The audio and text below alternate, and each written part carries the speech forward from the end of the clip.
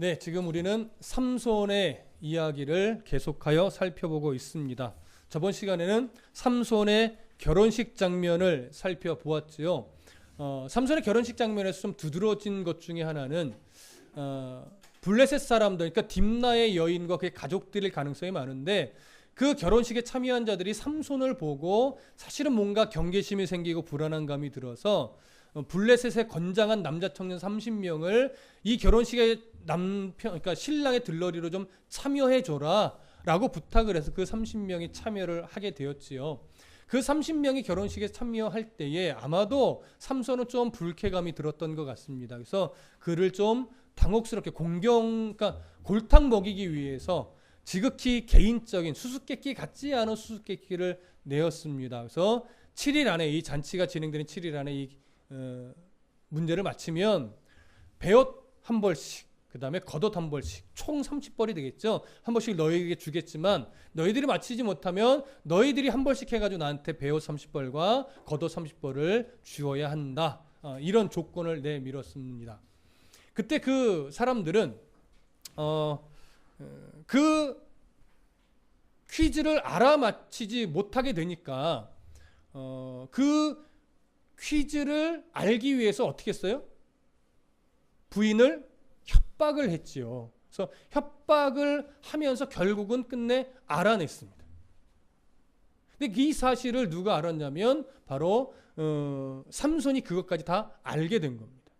삼손이 그 사실까지 알게 되면서 화가 사실은 머리끝까지 치밀어 올라갔던 거예요. 화가 머리끝까지 치밀어 올라가면서 그는 일단은 어떻게 하기로 했냐면 그 아스글론이라는 지방으로 가서, 거기는 좀 부자 동네였으니까 아스글론이라고 하는 지방으로 가서 거기 사는 30명을 도륙해서 죽이고 그들에게서 겉옷과 그 다음에 이 베옷을 약탈한 겁니다. 그래서 그걸로 그 30명에게 다 나눠주고 결혼식이 끝나지도 않았는데 분이 풀리지 않으니까 그냥 아버지 집으로 올라가 버린 겁니다. 근데 이제 삼손은 어떤 마음으로 올라갔는지 아직은 잘 모르지만 삼손이 그렇게 결혼식을 마무리 짓지 않고 올라가 버리니까 이 장인은 뭐라고 생각했을까요? 삼손이 결혼을 싫어하는구나. 그래서 파혼한 것으로 여겨버린 겁니다. 그렇게 파혼한 것으로 여기고 나서 오늘 이제 이어지는 장면이 되는 거예요. 자, 15장 1절부터 3절을 다 같이 읽어보겠습니다. 15장 1절부터 3절 함께 읽습니다. 시작. 얼마 후 밀 거둘 때에 삼손이 염소 새끼를 가지고 그의 아내에게로 찾아가서 이르되 내가 방에 들어가 내 아내를 보고자 하노라 하니 장인이 들어오지 못하게 하고 이르되 내가 그를 심히 미워하는 줄 알고 그를 내 친구에게 주었노라. 그의 동생이 그보다 더 아름답지 아니하냐.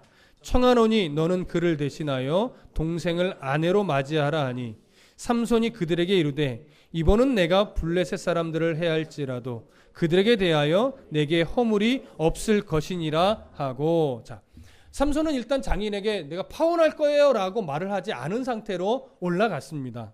그리고 그래서 아마도 삼손은 이 결혼 관계가 아직도 유지되고 있는 걸로 그냥 자신은 생각했을 거예요. 근데 그 삼손의 장인은 어떻게 생각한 거예요? 파혼한 것으로 여긴 것으로 보여집니다. 그래서 우리가 어디서 알 수 있냐면 2절에서 뭐라고 말해요? 이르되 네가 그를 심히 미워하는 줄을 알고, 이렇게 표현하죠. 이게 이제 파혼한 것으로 장인은 생각하고 자기 딸을 아직 결혼식이 제대로 치러지고 마무리된 게 아니니까 그냥 다른 그 잔치에 참여했던 어떤 청년 중에 하나에게 시집을 보내버렸다라고 하는 거예요. 자, 삼손의 입장에서 좀 생각해 보시죠. 삼손은 어찌 됐거나 그 분이 나서 그냥 가버린 거지 자신은 파혼했다라고 생각을 안 한 겁니다. 그래서 이 여인을 다시 한 수개월, 한 3, 4개월 정도 지난 것으로 보는데 3, 4개월 정도 지나면서 마음이 탁 수그러져서 다시 이제 선물로 염소 새끼 하나를 가지고 내려오는 거거든요. 그러니까 염소 새끼는 그 차티카 혼인 결혼 풍습에 의해서 아내는 늘 친정에 있는다고 말씀드렸죠. 그래서 결혼 지참금을 주지 않고 내려올 때마다 선물을 주고 부부로서의 삶을 또 잠시 살다가 또 아내는 거기 그냥 장인의 집에 머물고 신랑만 또 다시 자기 살아가는 대로 또 갔다 오는 겁니다. 자, 그래서 이제 염소 새끼 하나를 가지고 오는 것으로 여겨지는데, 이 염소 새끼를 가지고 다시 이 부인의 아내의 집으로 온 것은 우리가 어떤 의미로 이해할 수 있냐면, 삼손의 입장에서 보면 하나 생각할 수 있는 건, 그래도 내가 아내를 미워하면 안 되지, 아내랑 관계를 다시 회복해야 되겠다, 이러고서 내려온 것으로도 이해할 수 있고, 또 하나는 뭐냐면 사실 삼손이 화가 난 건 두 가지잖아요. 아내가 자기를 배신하고 동족들에게 이 퀴즈의 답을 알려준 거, 그리고 그 블레셋 사람들이 아내를 협박하여서 답을 알아내게 한 것, 이 두 가지가 사실은 분이 나서 그냥 어떻게 하지 못하고 가버린 거란 말이죠. 그러니까 이런 자기를 배신한 것 같은 아내를 내가 용서하고 말지 뭐, 내가 아내를 향해서 분을 내서 뭐하나, 아마 이렇게 여기고 왔을 수도 있겠습니다. 아니, 두 가지 다 있을 수도 있겠죠. 그래서 이제 삼손은 그런 마음을 가지고 장인에게 염소 새끼를 선물로 가지고 오면서 와서 장인에게 말합니다. 내가 방에 들어가 내 아내를 보고자 합니다.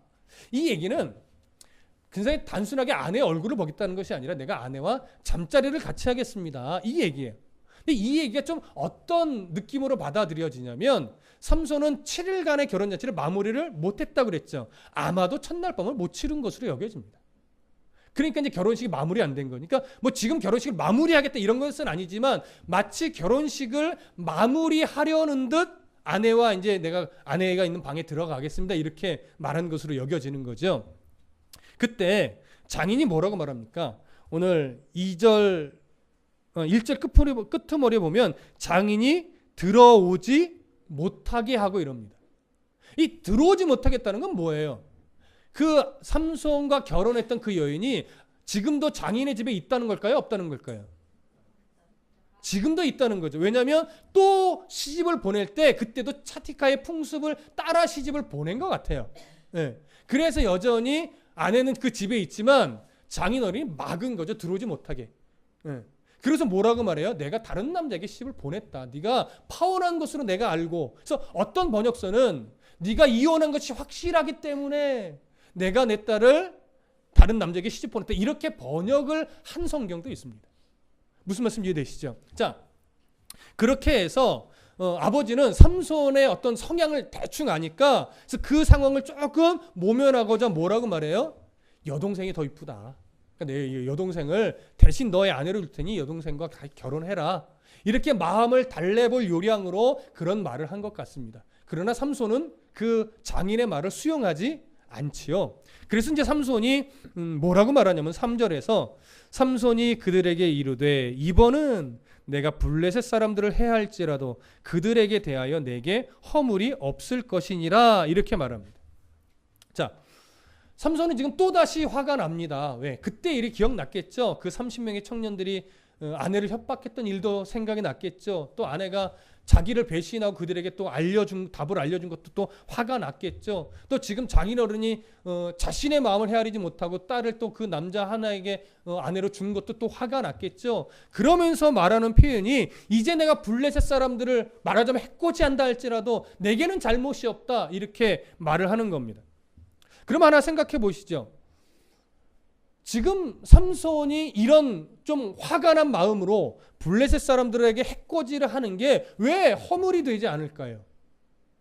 정말 허물이 되지 않기 때문에 삼손이 이렇게 말한 걸까요? 지금 이 상황이 해코지를 해도 삼손에게는 정말 잘못이 없는 것으로 대부분의 사람이 인정을 하는 상황일까요? 그럴 수 없죠. 왜냐하면 이어지는 상황 속에는 계속 복수가 거듭됩니다. 그런 거 보면 이건 모든 사람들이 이거는 삼손이 그냥 당연히 이렇게 할 수밖에 없었을 거야 라고 인정할 수 있는 그런 상황이 아니에요. 그렇다면 삼손의 이 표현은 정말 이것이 자기에게 허물이 없어서가 아니라 블레셋 사람들을 해코지하게 할 자기의 어떤 입장을 그냥 정당화시키는, 자기 소견에 옳은 대로 생각하고 말해버린 이런 모습으로밖에 보여지지 않는 겁니다. 자, 아무리 봐도 사실 삼손의 복수심밖에 여기에 보이지 않아요. 뭔가 이 상황을 정당화할 만한, 이렇게까지 해야 할 만한 이유가 보이지 않습니다. 물론 당연히 여기에는 어떤 사사로서의 무슨 사명감을 가지고 블레셋 사람을 공격하려 한다든가 이런 느낌도 나타나지 않습니다. 자, 그런데 하나님은 이런 삼손의 마음을 바꾸지 않고 그냥 내버려 두십니다. 왜일까요?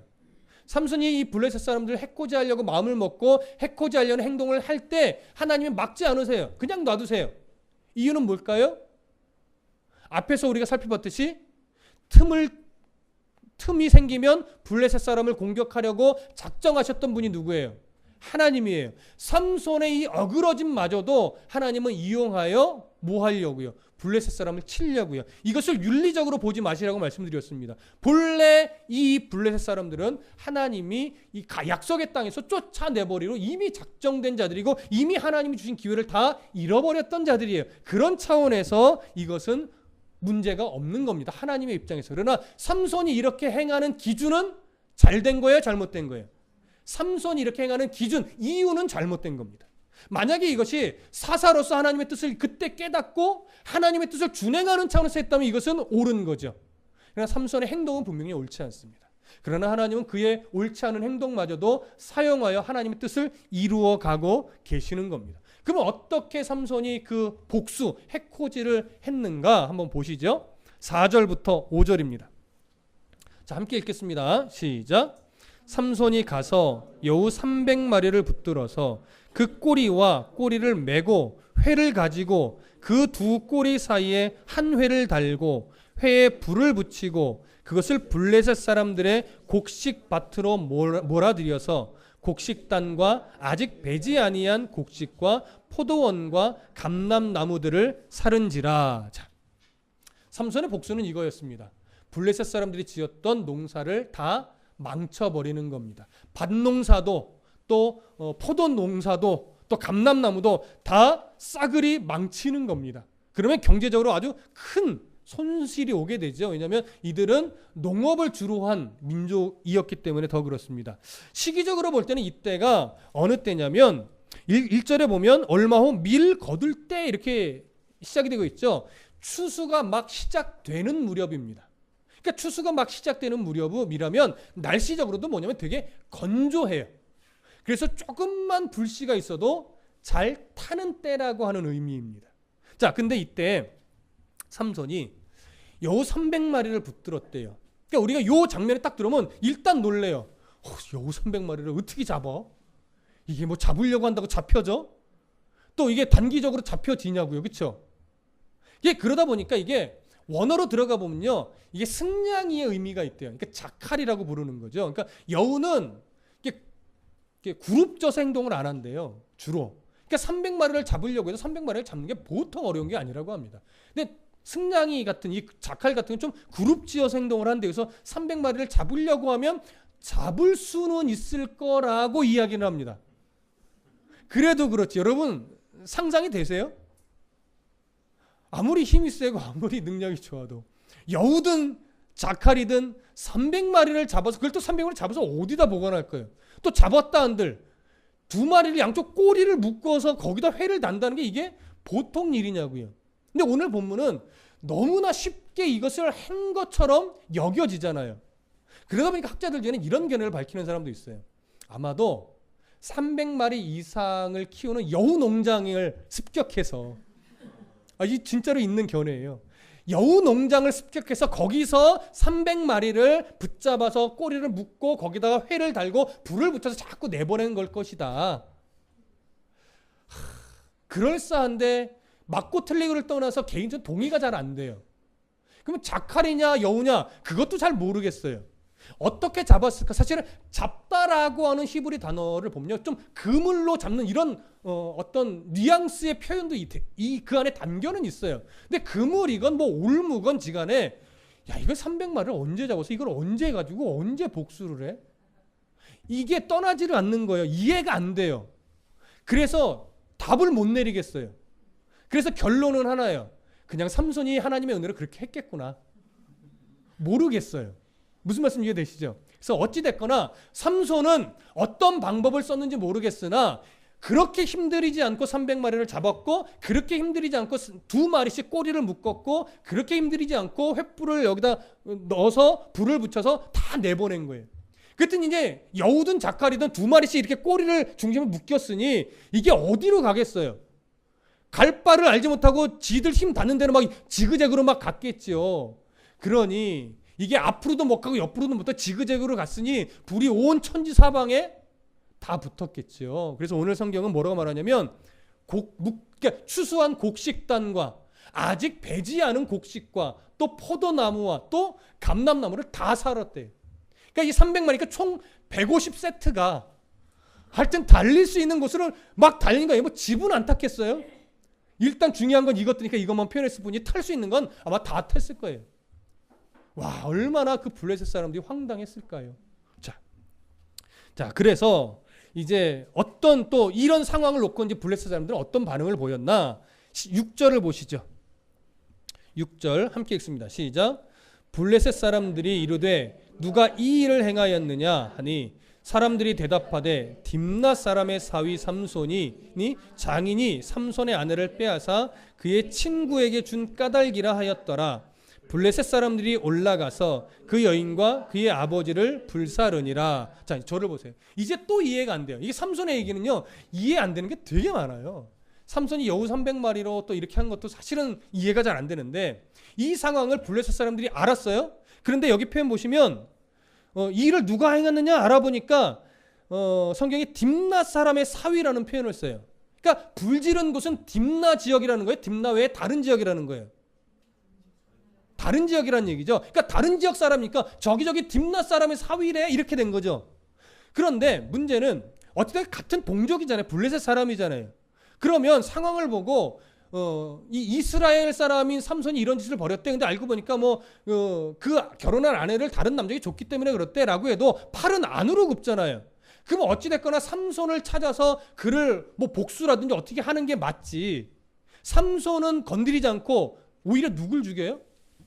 동족인 그 딥낫 사람과 딥낫 사람 딸 삼손의 아내를 둘을 불질러 죽인 거예요. 아마도 집에 가둬놓고 불을 지른 것으로 보통은 봅니다. 어찌됐거나 불을 태워 죽였어요. 이게 좀 이해가 안 가는. 왜 굳이 삼손을 대적하려면 삼손을 대적하지. 진짜 잘못한 건 삼손인데 그들의 입장에서 왜 자기 동족을 불태워 죽여? 이게 사실은 풀리지 않는 숙제 중에 하나예요. 저한테는. 그러니까 이제 학자들도 그렇고 저도 한편으로 생각해 보는 건 뭐냐면 삼손이 어떤 인물인지가 아직 소문이 좀 많이 났나? 그러니까 삼손을 함부로 대하긴 어렵고 그래서 두 사람에게 해코지를 한 건가? 이런 생각도 하나 있어요. 물론 이런 견해도 있습니다. 이런 생각이 하나 들고 또 하나는 자기들이 어찌할 수 없으니까 그 블레셋 사람들의 신은 또 곡식의 신으로도 여겨진다고 하는데 다곤신이에요. 이 다곤신에게 삼손을 어떻게 복수해 달라고 맞아 우리 오전에 나눴듯이 저주를 하는 거죠. 다곤신에게 이 삼손을 좀 복수해 주십시오라고 요구하면서 가장 그 신의 능력을 끌어내기 좋은 건 가장 큰 게 뭐예요? 사람을 제물로 바치는 거죠. 그래서 이 두 사람을 제물로 바친 건가라고 하는 생각도 들어요. 물론 이런 견해도 있습니다. 그래서 어느 게 정답인지는 모르겠으나 참 이해가 안 되는 상황이기는 하나 어느 정도 이런 가닥으로는 좀 이해를 해보셔도 될 거는 같아요. 그래서 삼손이 감당하기가 어려웠을 것으로 여겨지고 그래서 자기들이 복수하기 어려우니 다곤신에게 부탁을 해서 이 두 사람을 제물 삼아 다곤신이 복수를 해달라고 이렇게 요구한 것은 아닐까. 이 정도만 생각을 해보시자고요. 아직까지는. 무슨 말씀 이해되시죠? 그렇게 해서 이제 삼손의 장인과 아내가 블레셋 사람의 손에 의해서 불에 타 죽게 됩니다. 자, 이제는 이 사실을 또 확인한 이러한 복수를 당한 삼손은 또 뭐라고 어떻게 반응을 하는가? 이 부분을 좀 보시죠. 7절과 8절입니다. 자, 함께 읽습니다. 7절과 8절 시작. 삼손이 그들에게 이르되 너희가 이같이 행하였은즉 내가 너희에게 원수를 갚고야 말리라 하고 블레셋 사람들의 정강이와 넓적다리를 크게 쳐서 죽이고 내려가서 에담 바위 틈에 머물렀더라. 자, 삼손이 이 상황을 딱 대하고 나서 또 무슨 생각을 해요? 내가 이 원수를 갚고야 말겠다 라고 마음을 먹고 블레셋 사람들의 정강이와 넓적다리를 크게 쳐서 죽였어요. 얼마나 많은 사람을 죽였는지는 모르겠습니다. 그런데 이 일을 당한 그 지역의 블레셋 사람들이 분을 일어나서 근 1000명 이상을 데리고 유다로 쳐들어갔을 것으로 보면 상당히 많은 사람이 죽었을 것으로 여겨지기는 해요. 근데 지금 이 상황은 블레셋 사람들이 이제 화가 머리 끝까지 올라가도록 만든 상황이 되어 버린 겁니다. 그러다 보니까 이 삼손이 이렇게 많은 블레셋 사람들을 죽인 것에 대해서 조금 긍정적으로 평가하려고 하는 학자들은 삼손은 이렇게 해서 블레셋 사람들을 죽임으로 말미암아 사사로서의 역할을 감당한 것이다 라고 말하는 학자도 있습니다. 그러면서 어떻게 보면 다곤신을 또 다곤신과 한판 붙은 거다 이렇게 말하는 학자도 있습니다. 그러나 동의가 잘 안 되는 거 왜일까요? 문맥 안에 삼손이 사사로서의 사명감을 가지고 이들과 싸웠다라고 하는 뉘앙스의 느낌을 전혀 찾아볼 수가 없기 때문입니다. 지금까지 살펴본 내용 계속해서 삼손은 자기의 개인적인 감정으로 복수의 복수를 거듭해가는 느낌만 보이지 여기에 어떤 신앙적인 요소라든가 여기에 어디 하나님 주신 사사로서의 사명감을 다시 일깨워서 이런 일을 저질렀다라고 보여지는 조금의 뉘앙스도 찾기가 어렵기 때문에 그렇습니다. 자, 무슨 말씀이 이해되시죠? 자, 이런 상황에 이 삼손은 사실은 블레셋 사람을 이런 이유로 원수라고 규정한 거예요. 그러나 사실 블레셋 사람이 삼손의 원수는 맞아요. 근데 어떤 차원의 원수예요? 하나님의 뜻 안에서 이들을 내쫓아라 하는 하나님이 대적자로 규명한 차원의 원수는 맞아요. 그래서 아까도 얘기했지만 이런 차원으로 이 일을 저질렀다면 참 잘한 거예요. 근데 이런 차원이 아니라 아직도 자기 개인적인 감정에 의해 복수심을 가지고 원수로 규정한 거기 때문에 이것은 옳지 않은 겁니다. 그래서 삼손의 이 행위는 옳지 않아요. 하나님이 그 행위를 하나님의 뜻을 이루는 도구로 썼을 뿐이지 삼손은 계속해서 옳은 행위를 하고 있는 것은 아닙니다. 무슨 말씀 이해되시죠? 자, 그렇게 블레셋 사람들을 도륙하고 나서 삼손은 에담 바위 틈으로 아마도 좀 지하 동굴 같은 바위 동굴 같은 곳인 것 같아요. 거기에 숨습니다. 자, 이제 이 이후에 어떤 상황이 벌어지는가 한번 보시죠. 9절부터 13절입니다. 자, 함께 읽겠습니다. 9절부터 13절 시작. 이에 블레셋 사람들이 올라와 유다의 진을 치고 레이에 가득한지라.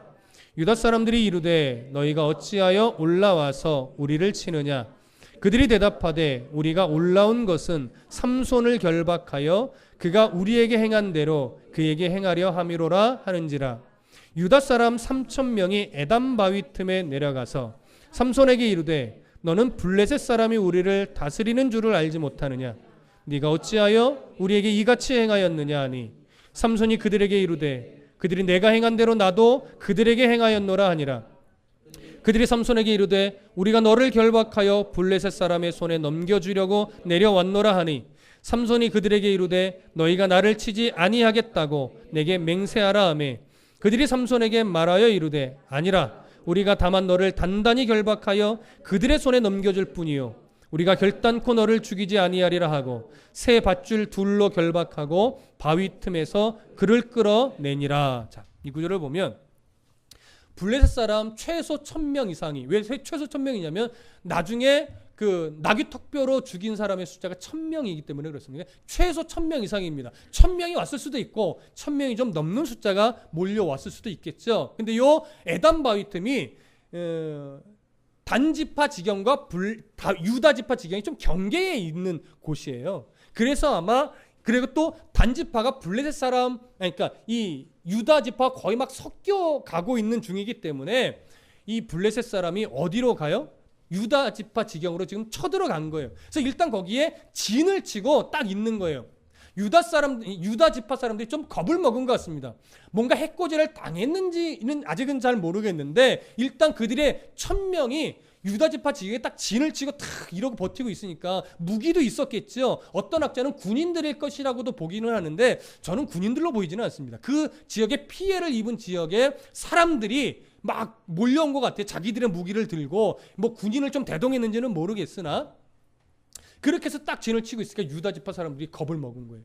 그래서 가서 대표들이 가서 물어봤겠죠. 왜 여기에 이러고 있습니까? 우리가 뭐 잘못했습니까? 라고 물으니까 그들이 하는 소리가 삼손이 우리에게 이런 해코지를 해서 삼손을 잡으려고 왔다. 이렇게 얘기를 한 거예요.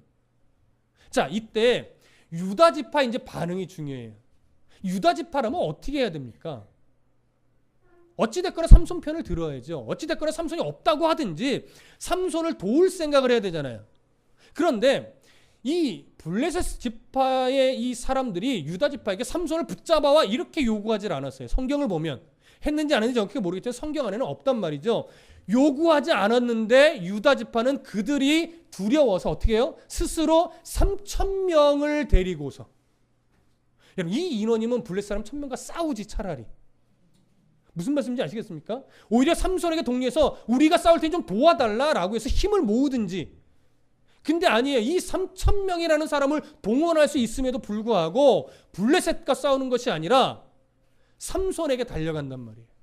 그래서 삼손에게 가서 하는 소리가 뭐냐면 11절 중간에 이렇게 말합니다. 너는 블레셋 사람이 우리를 다스리는 줄을 알지 못하느냐. 그들은 지금 아예 그냥 블레셋 사람의 다스림을 받고 살아가는 존재라고 그냥 스스로 그렇게 여겨버리는 거예요. 그런데 이스라엘은 누구의 다스림을 늘 받아야 되는 자들이에요? 하나님의 다스림을 받아야 되는 자들이에요. 늘 그들에게서는 언제나 하나님은 왕으로 계셨어요. 근데 그들은 하나님이 여전히 왕인데 하나님 왕으로 인정 안 하고 안 보는 거예요. 누가 다스려요? 블레셋 사람들이 다스린대요. 이게 지금 이 이스라엘 백성들이 가지고 있던 영적 상태이고 그들의 정체성이에요. 하나님의 백성인데 하나님의 백성이라고 여기지 않는 거죠. 블레셋의 백성이라고 생각을 하는 거죠. 이게 지금 사사기에서 깨져야 될 내용이에요. 그래서 사사기 전체 주제가 뭐예요? 그때의 왕이 없으므로 자기 소견에 오른 대로 행하였더라. 여전히 하나님이 왕인데 하나님을 왕으로 섬기지 않은 백성들의 이야기라는 겁니다. 이게 참 속상한 거죠. 그래도 삼손은 여지까지 우리가 삼손에 대해서 우리의 어떤 이미지가 다 깨졌지만 삼손이 좋은 이유 하나. 그래도 삼손은 블레셋의 다스림을 뭐예요? 거절하며 살았어요. 그거 하나는 참 멋있어요. 물론 그의 성향 때문이겠지만 삼손만큼은 블레셋의 다스림을 받는다고 여기지 않고 그냥 자기 소견에 오른 대로 살았다고요. 그게 하나님 중심으로 코드만 맞았으면 너무나 멋졌을 텐데 그게 참 속상한 겁니다. 무슨 말씀인지 이해되시죠? 자, 그렇게 이 유다 사람들이 3,000명을 대동하고 삼손에게 가서 이러이러해서 왔다. 이제 삼손이 동족과는 싸울 수 없잖아요. 이것도 저를 참 감동케 했던 부분 중에 하나. 동족과는 절대 안 싸워요. 그래서 너희들이 나를 치려고만 하지 말아라. 그러니까 이들이 너를 죽이려고 하진 않겠다. 다만 너를 결박해서 블레셋 사람들에게 넘겨주기만 할 거다. 야, 이거 참 대놓고, 그쵸? 이걸 들으면서 유다 지파가 참 속상했어요. 이게 가장 앞장섰던 유다 지파인데, 응? 어찌됐거나 이런 유다 지파가 그렇게 삼손을 결박해서 블레셋 사람들이 넘겨주기만 할 거야 이렇게 얘기를 합니다. 그랬더니 삼손이 순순히 자기 몸을 내어줍니다. 그랬더니 유다 지파 사람들은 새 줄 두 개로 그를 단단히 결박해요. 새로 만든 줄 2개로 묶었다는 건 뭐냐면 사람의 힘으로는 절대 이 결박을 풀 수 있다 없다? 없다라고 하는 의미예요. 아주 단단히 아주 튼튼하게 묶었다라고 하는 거예요. 나름대로 삼손이 얼마나 힘이 센지 알고 있는 거지요. 그렇게 순순히 붙잡혀 줍니다. 그리고 이제 블레셋 사람들에게 넘기움을 당하는 장면입니다. 14절부터 19절을 읽겠습니다. 시작. 삼손이 레히의 이름에 블레셋 사람들이 그에게로 마주 나가며 소리를 지를 때 여호와의 영이 삼손에게 갑자기 임하심에 그의 팔 위에 밧줄이 불탄 삼과 같이 그의 결박되었던 손에서 떨어진지라. 삼손이 나귀의 새 턱뼈를 보고 손을 내밀어 집어들고 그것으로 1,000명을 죽이고 이르되 나귀의 턱뼈로 한 더미 두 더미를 쌓았으며 나귀의 턱뼈로 내가 1,000명을 죽였도다 하니라. 그가 말을 마치고 턱뼈를 자기 손에서 내던지고 그곳을 라맛 레히라 이름하였더라. 삼손이 심히 목말라 여호와께 부르짖어 이르되 주께서 종의 손을 통하여 이 큰 구원을 베푸셨사오나 내가 이제 목말라 죽어서 할례 받지 못한 자들의 손에 떨어지겠나이다 하니 하나님이 레히에서 한 우묵한 곳을 터뜨리시니 거기서 물이 솟아나오는지라. 삼손이 그것을 마시고 정신이 회복되어 소생하니 그러므로 그 샘 이름을 엔하꼬레라 불렀으며 그 샘이 오늘까지 레히에 있더라. 자, 여기 보시면 삼손이 이제 묶임을 당해서 결박당해서 블레셋 사람들 1000명이 있는 곳으로 끌려오면서 거기에 넘김을 당합니다. 넘김을 당할 때 삼손이 결박되어 오는 모습을 보고 블레셋 사람들이 야 이제는 우리 승리했다, 저놈은 가만 안 둘 거야 라면서 소리를 막 질러요. 얼마나 무섭게 질러댔을까요? 그렇게 넘김을 당했을 때 갑자기 성경은 하나님의 영이 그에게 임했다라고 말합니다. 그러니까 하나님이 강력한 힘을 또 주셨다라고 하는 거죠. 어떤 의미인지 이제는 아실 겁니다. 또 하나님의 뜻을 이루기 위해 삼손에게 힘을 주셨구나. 삼손이 잘나서가 아니라 하나님이 블레셋을 치려는 하나님의 의지를 지금 행하시는 거예요. 무슨 말씀 이해되시죠? 그래서 힘을 주셨더니 그 밧줄 두 개로 묶은 그 줄을 마치 불에 탄 삼같이 쉽게 끊어버립니다. 그리고 옆에 있던 뭐예요? 나귀턱뼈인데 어떤 나귀턱뼈예요? 여기 새 나귀턱뼈라고 되어 있나요? 어디에 되어 있나? 몇 절인가요? 15절. 삼손의 나귀의 새 턱뼈. 그렇죠? 새 턱뼈라는 게 무슨 의미일까요? 죽은 지 얼마 안 된 나귀 시체에 있던 뼈예요. 그러니까 바짝 말라서 아주 돌같이 굳어진 것이 아니라 아직 좀 무른, 그러니까 이 나귀 턱뼈로는 1000명을 죽이기 어려운 턱뼈라는 의미도 여기는 뉘앙스로 담겨 있습니다.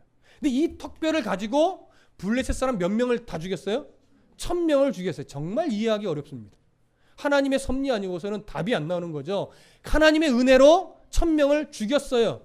그리고서 그 나귀 턱뼈를 딱 던져버리고 이곳 이름을 뭐라고 정해요? 라맛 레히다 라고 정하고 이제 마치 시를 지어 노래를 부릅니다. 어떻게 불러요? 나귀 턱뼈로 한 더미 두 더미를 쌓았으며 나귀 턱뼈로 내가 1000명을 죽였도다. 여기에 운율을 섞여서 붙여서 불렀을 것으로 여겨져요. 여기에 이 승리를 주신 하나님을 높이는 내용이 있나요? 없죠. 그 1000명을 죽인 공로를 누구에게만 돌리고 있어요? 자기에게만 돌리고 있어요. 이제 자기를 또 드러내고 있는 삼손입니다. 자랑하는 거죠. 내가 이런 사람이야 라고 지금 말하는 어깨에 좀 힘을 주고 있는 겁니다.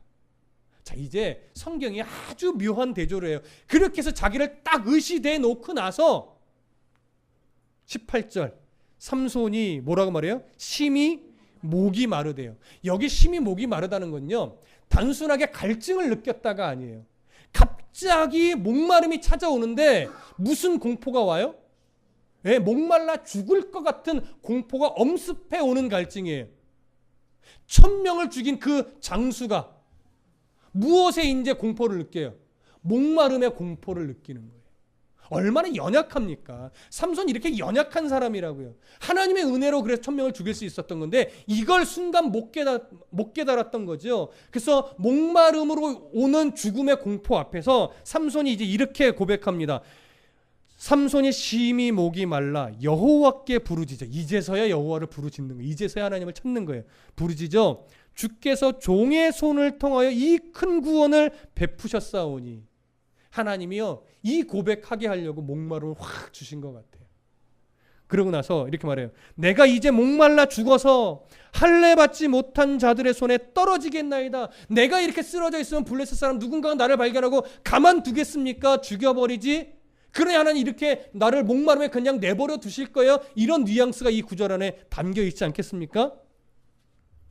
그런데 여러분, 삼손의 이 고백이 참 진실한 회개의 고백으로 여겨지십니까? 아니면 목말라 오는 공포 때문에 잠시 이걸 피하려고 하나님께 어쩔 수 없이 하는 고백처럼 여겨집니까? 여러분이 하나님이라면 이런 삼손에게 어떻게 말하실래요? 아우, 뭐 말이나 나오겠어요? 나가 저 같은 뭐 화가 나가지고 야, 아유, 그쵸? 그게 나온단 말이에요. 그런데 우리가 하나님이었으면 마치 그럴 것 같은데 하나님이요 19절에 보면 아무 얘기 안 하세요. 어떻게 반응하시느냐? 하나님이 레이에서 한 우묵한 곳을, 물이 없던 곳이에요. 그냥 우묵하게 패인 곳이에요. 거기를 터뜨리셨어요. 그래서 뭘 주셨어요? 거기서 물이 솟아나오는지라 삼손이 그것을 마시고 정신이 회복되어 소생하니 그러므로 그 샘 이름을 엔학고레라 불렀으며 그 샘이 오늘까지 레히에 있더라. 원래 샘이 아니었는데 그냥 우묵한 곳이었는데 하나님이 그렇게 목말라 죽어가는 삼손이 그저 하나님 도와주세요 한마디 했더니 하나님 그 음성을 듣고 그 우묵한 곳을 터뜨려서 샘물이 되게 하셨는데요. 지금까지도 샘물로 남아있게 하셨대요. 자, 보십시오. 삼손, 여기서 하나님이 물을 줄 만한 건덕지가 없습니다. 그런 짓을 하지 않았습니다. 근데 자기 백성이 어그러진 행동을 했음에도 불구하고 자기 백성이 목말라 죽음의 공포 속에서 어쩔 수 없이 하나님 한마디 불렀는데 그 신음소리에 하나님이 응답해서 그냥 사랑하여 뭘 주셨어요? 샘물을 주셔서 회복할 수 있도록 도우셨어요.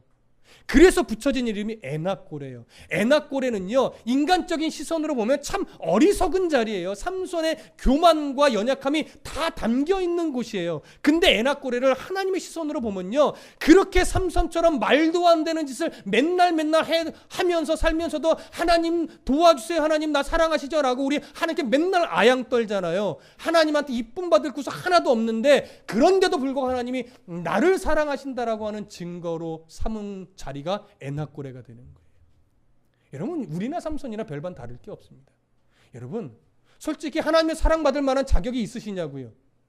저한테 물어봐도요, 저는요, 하나님이 벌써 툭 쳐서 야, 넌 목사 자격 없어라고 벌써 내치셨을 것 같아요. 근데 그때마다 하나님, 나 목사인데 왜 이러죠? 라고 신음했더니 하나님이 너 연약한 거 알고 내가 쓰는 거야 라는 위로를 그때마다 주세요. 그러니까 여기 쓰지요. 야, 너 똑바로 안 해. 너 그렇게 해가지고 목사로서 이 사역 감당하겠냐라고 하나님이 제 10년 가운데 외치셨으면 저는요 이 쓸 수가 없어요. 정말로 그래요. 저번 주에 저저번 주인가요? 저희 아들하고도 그런 얘기인데 아들한테 제가 좀 화가 났었어요. 그래서 하려고 마음을 먹으니까 강단에 올라올 수가 없는 거예요. 그렇게 좀 분이 막 올라오고 나니까. 그래서 아들과 얘기를 해서 잘 저의 마음도 추스려 놓고 그건 좀 끝나고구나. 저번 시간 좀 끝나고 그러니까 이게 섭섭한 마음이 올라오니까 설교를 못 하겠는 거예요. 근데 마음하면 이것 때문에 내가 설교를 못 하면 되나? 예배는 내 감정 때문에 하는 게 아닌데. 그래서 마음을 추스리고 찬송하고 말씀을 탁 증거하니까 좀 마음이 잡히더라고요. 그래서 이제 잊어버리고 설교를 하고 나서 아들에게 말해서 아들과 함께 우리 조금 더 잘해보자라고 해서 좀 더 화목하게 아들과 더 깊은 사랑을 나눌 수 있었습니다. 네, 그런 것처럼 우리는 어떻게 보면 참 하나님의 사랑을 받을 만한 그런 자격이 없어요. 그런데도 하나님은 사랑해 주시는 거예요. 내가 널 포기하지 않는데. 삼손은 실패할 거예요. 삼손은 실패할 가능성이 너무나 많아요. 근데 삼손을 통해서 뭔가를 이루겠다고 작정하신 하나님은 실패해요, 안 해요? 안 해요. 저는 목회 잘 못합니다. 근데 저는 실패할 수 있는데 저를 통해서 하나님이 계획하신 그것은 이루실까요? 못 이루실까요? 이루시는 거예요. 그것 때문에 제가요, 이 자리에 계속 담대하게 쓰는 거예요. 왜? 하나님이 나를 쓰시는 분이시니까. 그래서 자꾸 저를 추스리고 바른 목회자로 끝까지 변질되지 않고 가야 되는데 이 마음 가지고 계속 쓰려고 부단히도 노력하는 거예요. 여러분들도 마찬가지잖아요. 우리가 함께 그런 애씀을 가지고 살아갈 때 비로소 하나님께 쓰임받고 하나님이 우리의 삶을 더 아름답게 성취하세요. 분명히 하나님 우리를 통해서 무엇인가를 이루실 텐데 그게 나의 어그러짐으로 인해 돌아서 그냥 하나님 때문에 이루어지느냐, 아니면 내가 그래도 열심히 순종하려고 애쓰는 애씀과 함께 어우러져서 하나님의 뜻을 이루느냐, 그건 좀 달라요. 분명히 이루시긴 이루어지지만. 그러니까 지금 말씀을 듣고 깨달아서 내가 가지칠 건 가지치고 또 교만할 것은 뿌리 뽑고 또 순종할 것은 순종함으로 말미암아 조금 더 아름답게 하나님의 뜻이 성취되어지도록 여러분들의 의지가 잘 굴복되어지고 잘 순종되어지고 잘 하나님의 말씀을 따라가는 이 애씀이 그래서 필요한 겁니다. 분명히 이루실 텐데 이왕이면 아름답게 순종하여 이루어내시자고요. 완벽하지 못하니까 자주 넘어져요. 알잖아요, 우리. 근데 넘어져도 하나님은요, 넘어짐을 보는 것이 아니라 일어날 기회를 주시는 분이 하나님이신 거예요. 그걸 보셔야 돼요. 여러분 이게요 이제 마지막 구절에 더 정확하게 나타나요. 30절 읽어볼까요? 함께 읽습니다. 30절 20절이죠. 시작. 블레셋 사람의 때에 삼손이 이스라엘의 사사로 20년 동안 지냈더라. 자, 저를 보세요. 굉장히 중요해요. 이 구절을 얼핏 이해하면 그래도 이 이후로 삼손이 정신을 차리고 20년 동안 사사로서의 일을 감당했겠구나, 했나 보다. 나름 블레셋 사람도 좀 공격하고 해서 좀 잘했나? 이런 생각이 들 수 있어요. 근데 문제는 삼손의 이야기가 지금 끝났어요? 안 끝났어요? 아직. 뒤에는 그 유명한 누구 이야기가 나와요? 들릴라 이야기가 나오잖아요. 들릴라 이야기를 보면 삼손이 정신 차렸을까요? 정신 안 차렸을까요? 아무리 봐도 20년 동안 정신 차렸으면 마지막에 이러겠어요? 그 20년을 정신 차리고 살았는데 마지막에 실수한 걸까요? 아니면 그 20년도 별반 다르지 않았을까요? 잘 아시네요? 설교 준비하셨어요? 별반 다르지 않았을 것 같아요. 왜? 마지막을 보니까. 근데 하나님이요 이스라엘의 사사로 20년 동안 지냈대요. 근데 보세요. 우리가 앞에 사사들의 이야기를 잘 더듬어 보시면 그가 몇 년 동안 사사로 지냈더라고 하는 표현은 주로 언제 기록합니까? 사사가 죽은 이후죠. 그리고 이 몇 년 동안 사사로 있었다는 얘기는 어떤 내용과 함께 갑니까? 어떤 이방 민족을 구원하고 몇 년 동안 평온하였더라고 하는 표현과 같이 가는 구절이란 말이에요. 근데 아직 삼손은 죽지도 않았어요. 그리고 아직 이스라엘은 블레셋의 압제에 여전히 압제를 받고 있어요. 삼손은 지금까지도 그렇고 한 번도 블레셋을 사사라는 위치에서 그들과 싸워본 적도 없고 사사라는 위치에서 그들과 싸우려고 하는 의지를 보여준 적도 없단 말이에요. 의지조차 보이지 않아요. 그런데 성경은 뭐라고 말해요? 블레셋 사람의 때, 이건 블레셋 사람이 여전히 다스리고 있는 중에라는 의미예요.